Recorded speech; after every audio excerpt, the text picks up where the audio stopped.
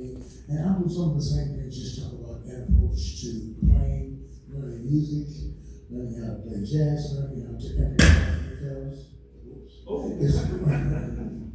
it's all very easy to do and it's attainable by everyone.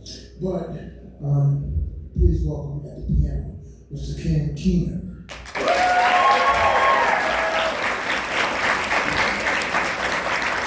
Also joining me on the saxophone is Randy Ham.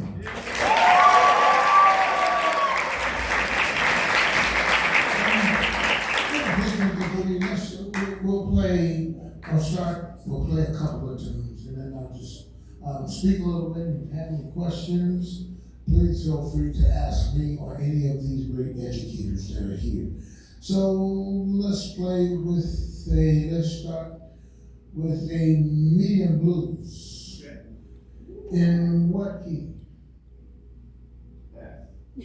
F. At what tempo? Depends on the tune. 216. Depends on the tune. Okay. What tune? Billy's Bounce? Okay, we'll do Billy's Bounce. So give F Billy's Bounce what tempo? Okay. Okay. Good. Yeah, we're gonna make it interesting. So we're gonna start off playing Billy's Bounce in F.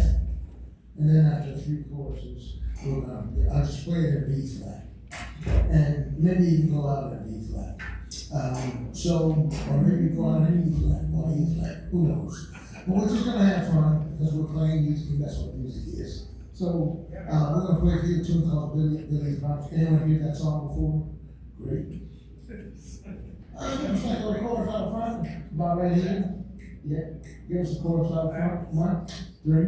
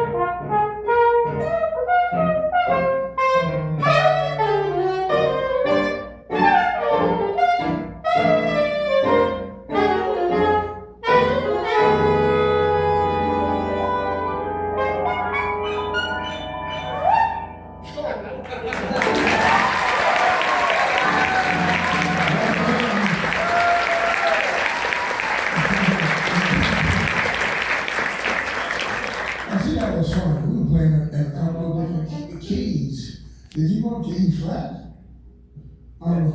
Yeah, I know, so we could have kept one on fourth, but I went back down, I was like, oh. So now we're replaying E flat, I'm playing F, and the piano was somewhere. I was like, I was just thinking. Yeah, no, it was cool. That's the kind of thing happening in jazz from time to time. We call it improvising because that's what we're doing. Improving upon a melody, and then taking the raw materials and taking everything we learned and just creating right there on the spot. Anyway, that was a blues, and it was fun for me. So I like to play a ballad. I'm going to talk to you about singing and learning how to play by just using your voice. Learning music by using your voice. Let's see, ballads. Pick one.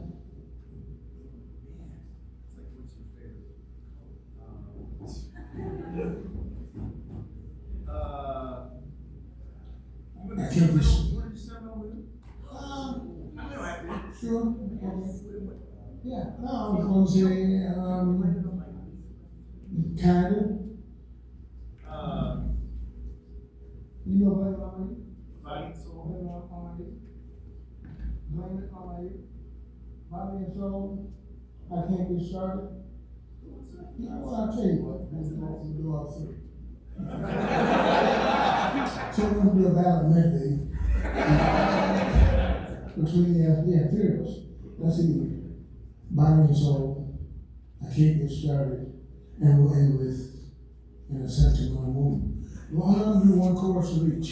So, and this is something about playing, and we as jazz musicians, we're always editing, our thoughts while I was waking up trying to figure out how do I address this issue, whether it's the chord changes, whether it's the range up or lower, how do I express myself? So, I'm going to give us a parameter. We're going to play 3 choruses, one ballad, we're going to play 3 ballads, 1 chorus each. We're going to play the melody and figure out how to improvise. So, most of the tunes we're going to play is A form, which is just like, well, the A section repeats at least 3 times, and the bridge may be different. So, we'll start with Body and Soul, and we'll trade 8s, or you play half the chorus, I'll play the second half of the chorus. We're going to talk about singing and kind of demonstrate that on trombone by just employing my plunger on at least one of these songs. So we'll start with Body and Soul, which is in D flat, to I Can't Get Started, which we'll do in C, and then I'm going to say in a sentimental mood, and F, D minor. So give us a little intro, and you have the first statement.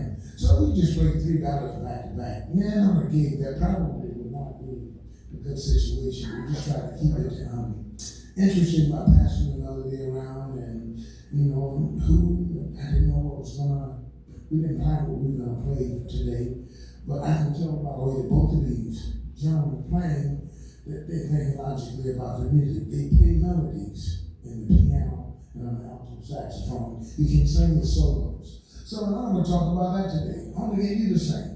Normally I demonstrate by warming up. I kind of played. I probably should have warmed up before I started playing. But anyway, I want you to sing something.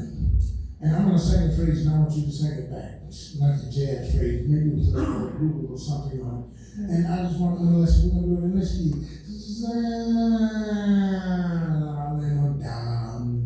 That note. So I'm gonna sing a phrase and I want you all to sing it back. 1, 2, 3. Sing the note. Da and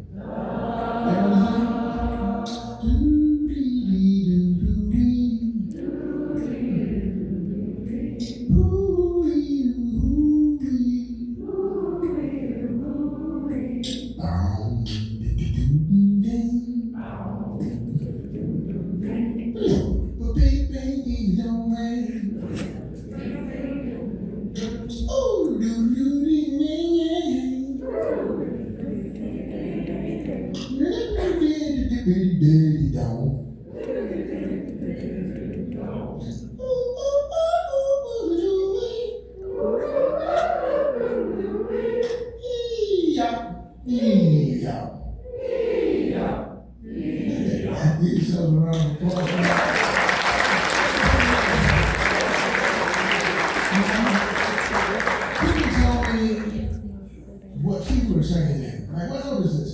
Anybody know what that note is? Say it again. G? C? Let's see. No, not C. Right here. Okay, yes. Is it? It is B flat. I'm sorry, I'm trying to check it. Let's give him a round of applause.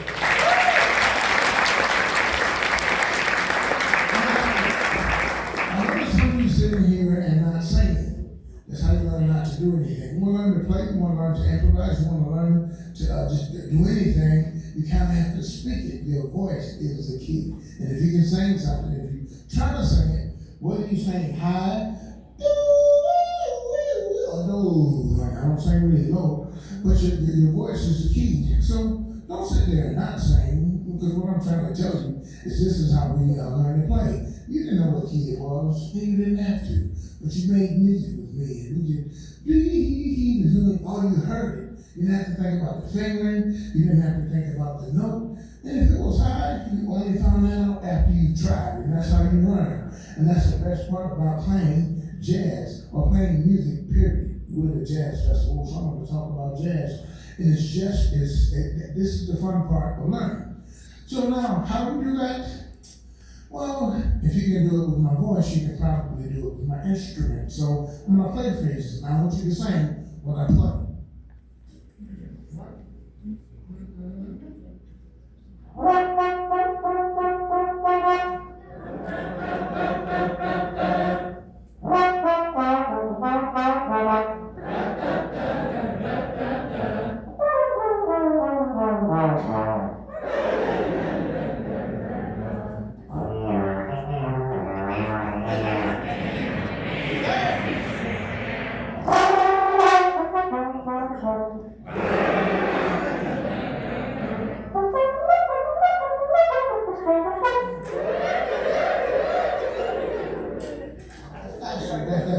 That's really good. Keep that around.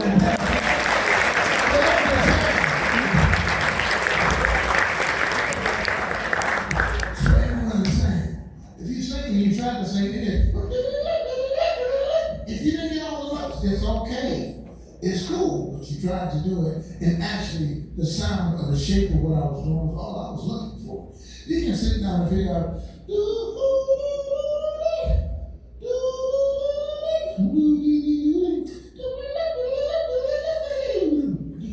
you figure that out just by singing.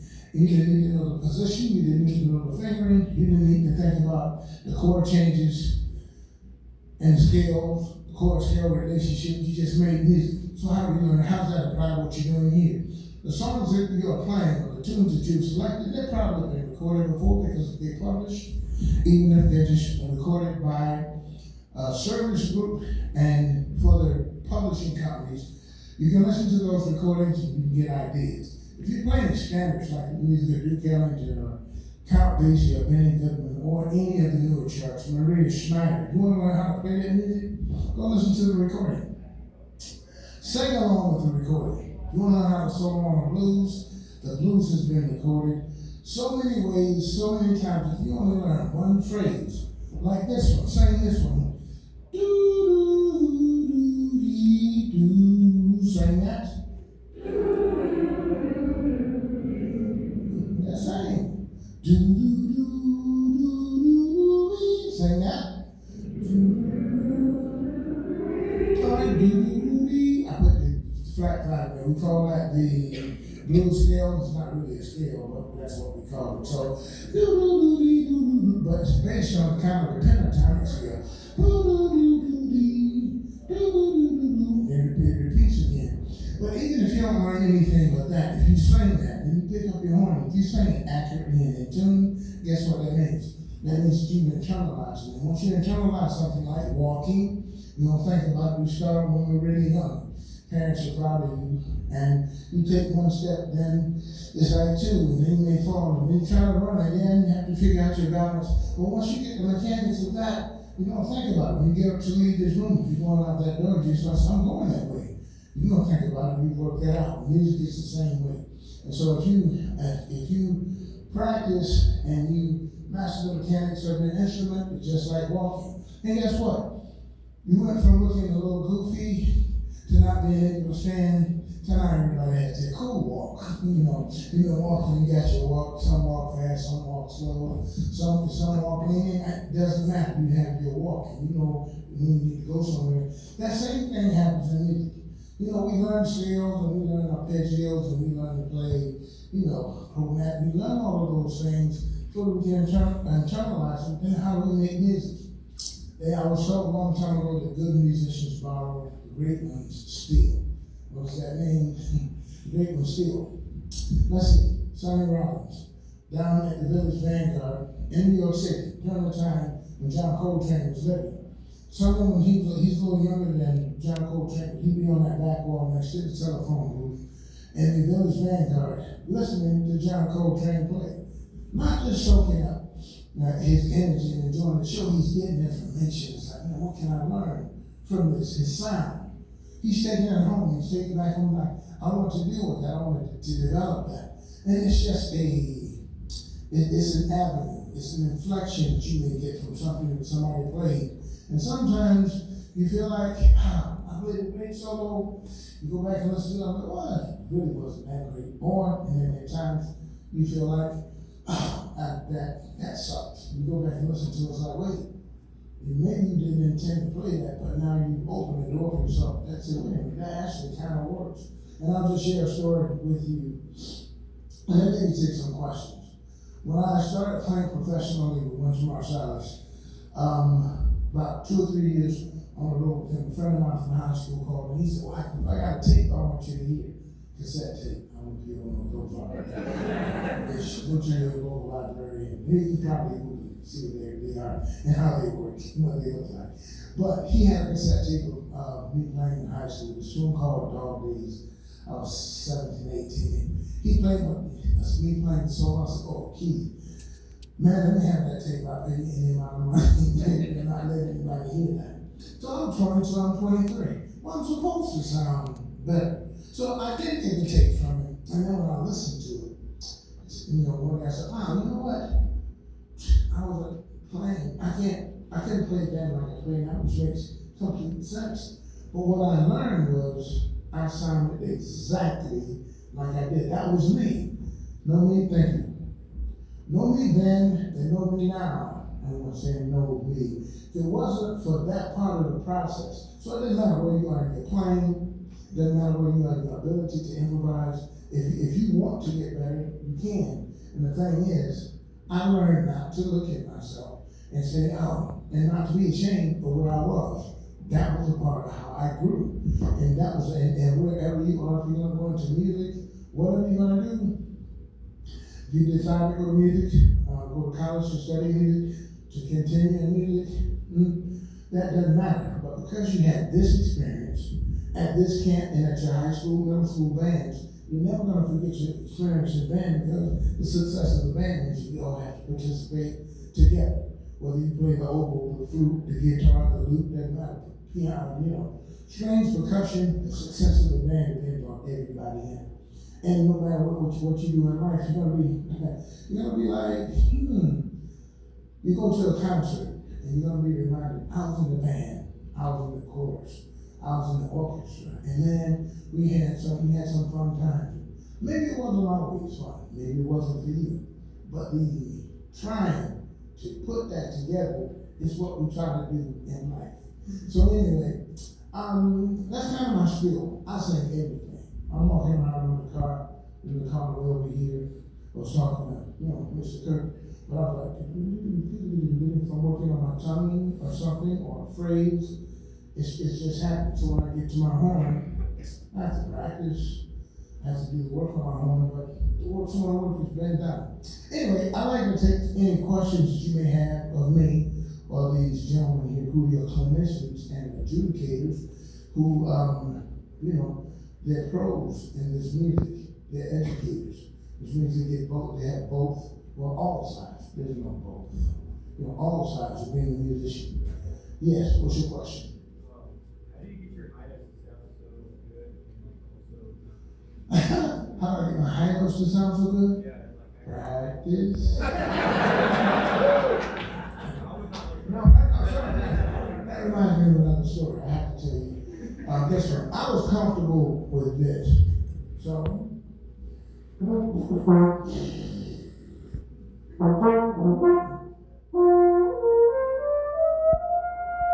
that F was all I needed. And I was good with that.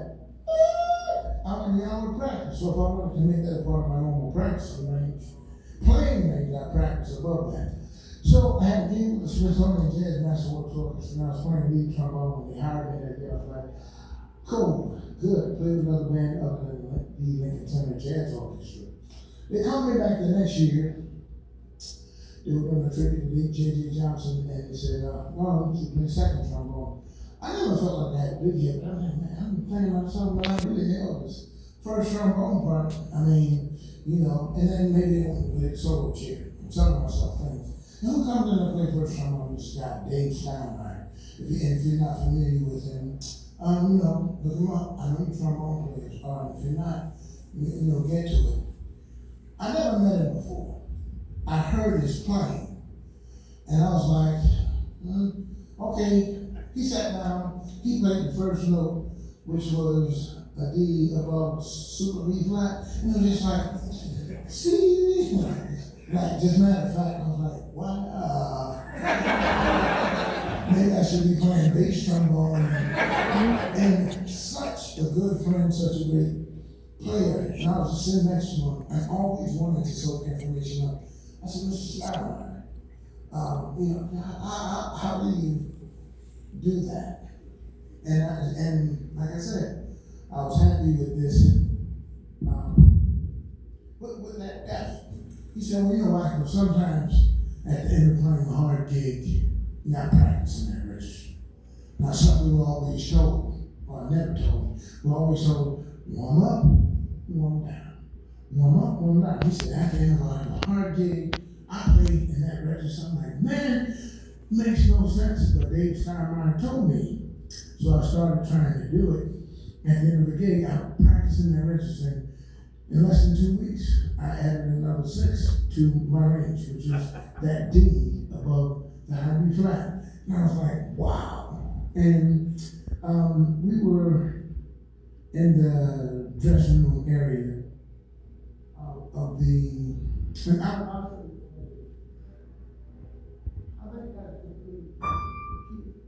so.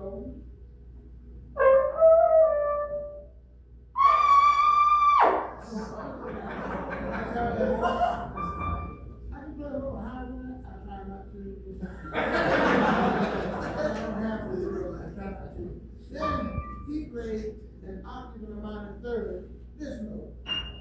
Now, I was in the bathroom, I didn't hear it. You have to be a doctor here. He said, oh, I got it. I'm like, what are you talking about? I just walked by and he said, I got it. I just played the high step on the piano. I didn't hear it, but how am I going to doubt the person that just sat there and he plays ballads in that register? So I heard that, I was inspired by that. I'm just like, and there are many other people that can do it. You know, Bill Walters, Carl Fontana, lots of people, Dave Dickey. You know, it's something that if you want to do, go for it. Don't look at practice as work. We don't work music, we play music. We work at it, but we play music. And that's the thing that's fun about it. And you're not developing, you're developing your skills on the trombone, saxophone, piano, whatever. But what you're developing is yourself. So you want to learn to pick that in that register. What do you play? Who's that? What's that question? You play trombone? What's your comfortable high range? Just a note. B flat above the staff, above that, and then the C The right above. C right above high B flat? Yeah, that's fine. You have an Arden's book? You have Melodies Etudes? I mean, the exercises in those books, like Arden's, you can work it. They have exercises. You can take those to the next level. But I'd be happy to set up a Zoom session or something. It'd be better to do it in person, but you know, Zoom has been acceptable. Anyway, sorry, that was a long. I won't talk that long. Any other questions? Yes. What aspect of trombone did you struggle with the most, and how did you overcome it? What aspect of trombone did I struggle with the most, and how did I overcome it? I still struggle. The aspect that I struggle with the most every time I take it out of the case. It presents. I mean, you know, I love playing, but I wanted to learn to do things. And I was nothing. My high school band director used to say, you can do it, Cliff. That's what I'm trying to tell all county band, the 10th district band, the all state band, and then he mentioned what they had a long time ago called the McDonald's All American High School Band. And I'm not sure if Mr. Butler knew that when he was telling me, you can do it, Cliff, I'm auditioning for things, that he was telling me that I could do anything I wanted to do. But sometimes my friends would be like, they'd say, they're going to play Fight of the Bumblebee. Well, you can't do that on the trombone. Yes, you can't. I go in my garage until I figure it out, like, so I said, well, yeah, you can. So, and I tell my students now, encourage you, take the word can't, or the, conjunction, cannot, stop saying that. You can do anything you want, you can do anything that you want to do. Are some things going to be difficult? Yeah, when you tell yourself, I can't do that, it defeats the purpose of even trying. And I think what Mr. Butler did for me is like, you can do it. So I never thought there was anything I couldn't do. At least I was never afraid to try. And that's what I was saying to some of you that were sitting here earlier and not singing. Do it. You want to know how to do something, try something new. Sometimes you have to put your one down. Anyway, next question. Yes. What's your favorite tune to play? Say it again? What's your favorite tune to play? My favorite tune? That's hard. Like, I love playing blues, but if I had to pick one, it would probably be gospel music. Like one of my favorite tunes is Danny Boy. Do-do-do-dee is one of those songs I learned when I started playing the trombone, and I could play like an octave and a half. Do-do-do-dee, and then I don't know, it was like so pretty. Do-do-do-dee, do-do-do-dee-do-dee. So started playing trombone when I was 12, and somewhere in the middle of my 8th grade year, 13, I learned I can play that, and I was like, such a pretty song. Later years, few years later, maybe 16 or 17, I'm sitting in church, and someone was playing that song, but with lyrics, written by Bobby Rambo. And it was, you know, it refers to a song we done late at night, Amazing Grace.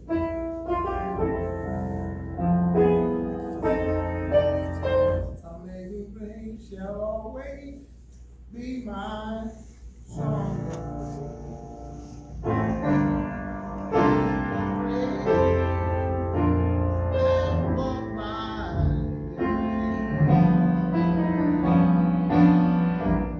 do not know just why he came to love me so.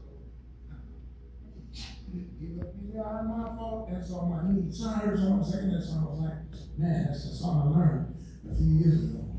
And now I'm sitting in church trying to be a cool teenager, right? Your boys don't cry, all of that stuff that we grew up with. I'm like, man, I'm so moved by the song. I'm connected by the melody, but not the lyrics. I shall forever lift my eyes to Calvary to the cross where Jesus died for me. How marvelous the grace that caught my falling soul. He looked beyond my fault and saw my need. It had a whole new meaning. How is it connected from Ireland to America to my little Baptist church in Georgia? It's like music. Wow. So anyway, that was one of my favorite songs. But you know, so if I had to pick something, like when I was on the road, we listened to jazz, we played jazz from every period of jazz, from early jazz, Jelly Roll Morton on up to, Duke Ellington, beyond, bebop, even, I don't even know, I can't think of the name right now, see his face, Ornette Coleman, he played everything. But the music that kept me centered, we even did that. We wrote some music to celebrate church and spiritual things, but we had two lounges on our bus. In the front, there would be Wes Anderson with his Blue Note bebop, his coffee, cigarettes. It's just like, I go to the back lounge, it's just church going on back there. But that's kind of what kept me grounded. I love great jazz music, I love great classical music. That's what I grew up with. My dad played piano, he studied classical music, but he played in church. So that is innately a part of the way I hear and feel music. So when I play, that's kind of where I'm coming from. Not that I'm limited to that, but that's my sound pattern. There's another question over here. Yes. For alto player, you have such an amazing sound. What is this set up? Oh, that would be, I'm not an alto player. I think he wants to get me to answer the question. Say again, we said you have such an amazing sound. What was the sound?